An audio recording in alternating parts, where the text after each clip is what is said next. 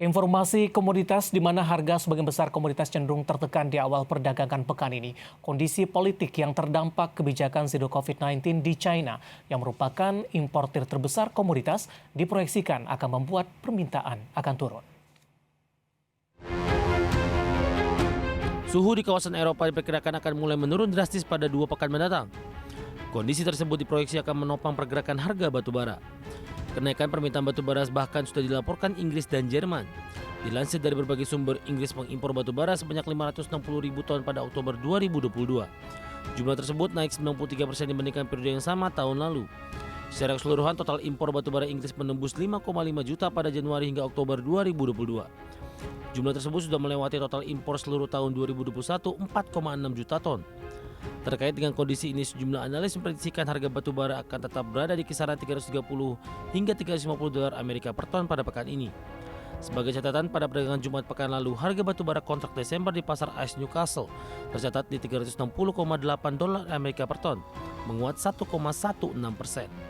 Dengan penguatan ini, maka batubara sudah mengakhiri perdagangan di zona hijau dalam 7 hari terakhir. Virus corona COVID-19 yang menjangkiti China masih menjadi pemberat laju minyak mentah dunia. Pada perdagangan akhir pekan lalu waktu setempat, harga minyak Brent melorot 2% menjadi 83,63 dolar Amerika per barrel. Sementara minyak mentah jenis West Texas Intermediate anjlok 2,13% menjadi 76,28 dolar Amerika per barrel. Pelemahan berlanjut pada perdagangan Senin.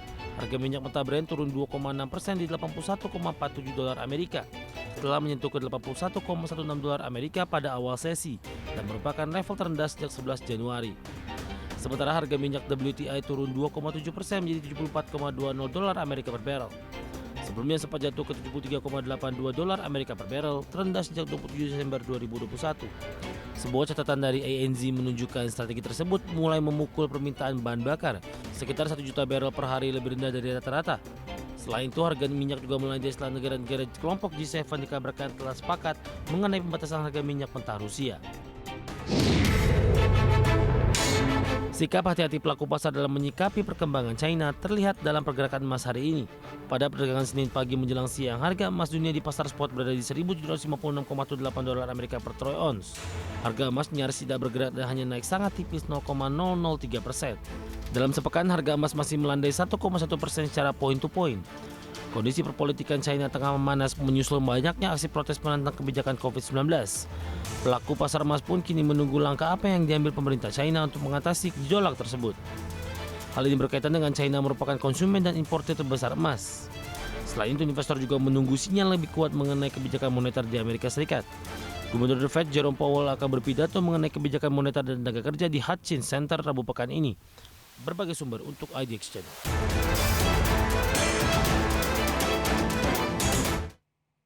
Dan bagaimana update terkini harga sejumlah komoditas yang berhasil dihimpun oleh tim redaksi kami sampai sore hari ini waktu Indonesia Barat, di mana minyak WTI melemah di 3,49%, cukup dalam di 73,62 dolar Amerika per barrel. Nikel juga melemah di 1,94% di 25.594 dolar Amerika per metrik ton. Emas melemah di 0,09% di 1.752,35 dolar Amerika per troy ounce, sementara CPO kontrak Februari menguat di 2,27% di 4.134 ringgit Malaysia per tonnya.